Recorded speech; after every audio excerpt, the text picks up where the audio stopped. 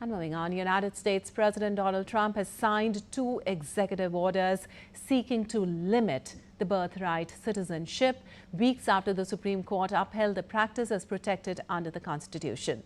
One of the orders seeks to expand a narrow exception to birthright citizenship, which bars U.S. citizenship from being conferred to the babies of foreign diplomats or invading forces.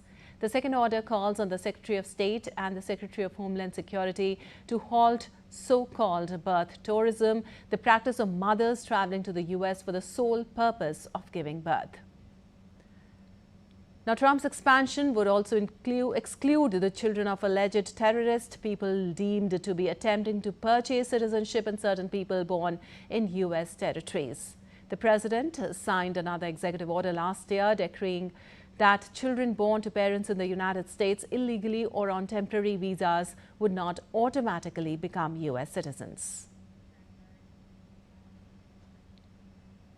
And for more on this, we have Akhilesh Suman joining us.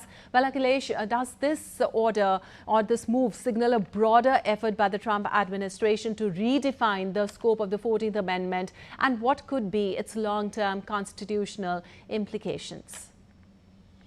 You know that there are two things, Lipakshi. One thing that what Trump says, make America great again.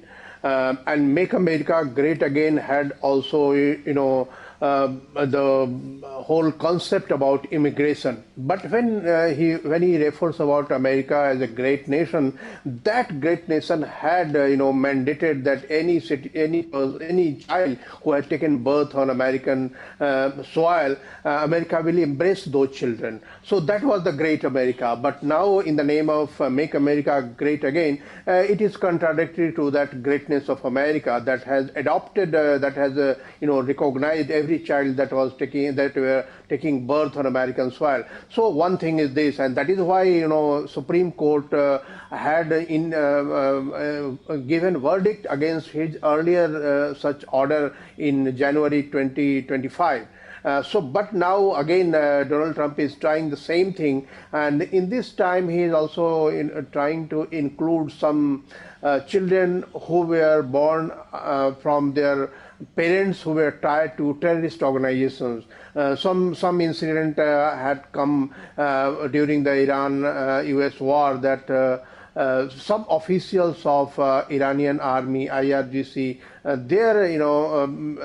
some children, maybe grandchildren, were living in USA, and they were found to be propagating again in favor of Iran. So this might be one of the regions that Donald Trump has started thinking in that direction. Other than that, he also wants to include the diplomatic staff of different countries who are working in US, and if they give birth to a child, they will not be given any citizenship. Other than that, there are some people, some firms, who had employees of a firm who is working for foreign nations. Their children will also be barred from getting automatic citizenship. And the second order also mentions about tourism, birth tourism. What he mentioned, that people come here to give birth and then they go back after 6 months or that. So this type of tightening is part of his earlier exercise, that he wanted to stop illegal immigration and also de-recognize children who have given birth, who were born on the American soil. The migration figures show that there are around 22,000 to 24,000 children are taking birth on American soil who have come on such kind of so-called tourism. But American data say that they are around 9,000 to 10,000. So though they are conflicting figures, but there are people who go there and children are born out of it. So Donald Trump is trying to tighten those news. It will be